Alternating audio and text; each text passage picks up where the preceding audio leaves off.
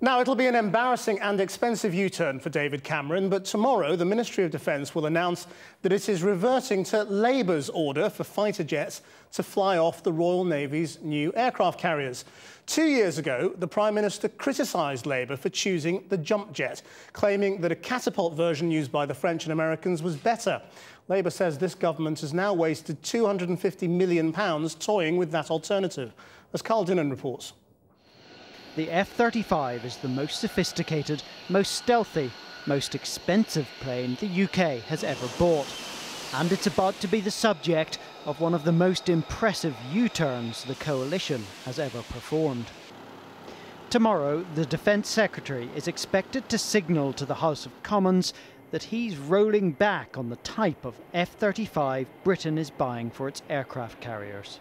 We will make an announcement to Parliament and we will be completely transparent about the process that we've gone through, how we've arrived at the decisions that we have and any costs, what the level of any costs involved are, because I'm very clear that good government is about confronting the facts and dealing with them, not burying your head in the sand and hoping they'll go away as the previous government always did.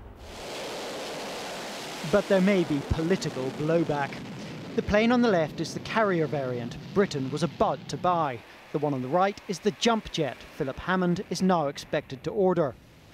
The embarrassing thing is the last government had originally ordered the jump jet before the coalition came in and very publicly condemned it as the wrong decision. Mr. Speaker, this is another area where I believe the last government got it badly wrong. They ordered the more expensive and less capable version of the Joint Strike Fighter to fly off the carriers. So for the new carriers, the coalition decided to buy the F-35 carrier variant.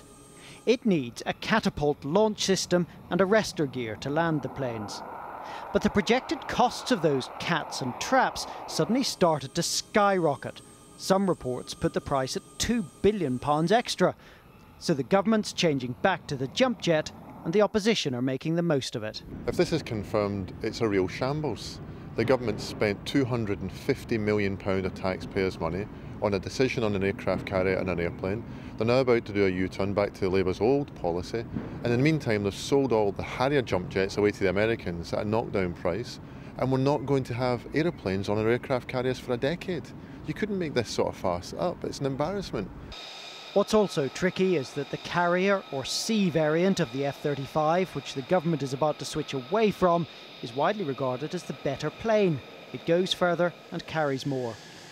And some analysts think catapults might still be needed on the carriers long after the planes themselves have been retired. The wider problem is if you don't fit catapults to the aircraft carriers, not only can you not operate the C version, but you also can't operate other fixed-wing aircraft or future unmanned aerial vehicles which are currently in development for naval forces.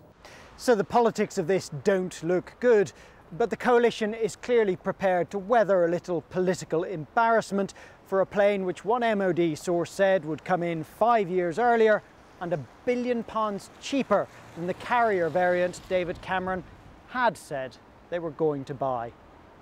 Carl Dinnen, Channel 4 News at the Ministry of Defence.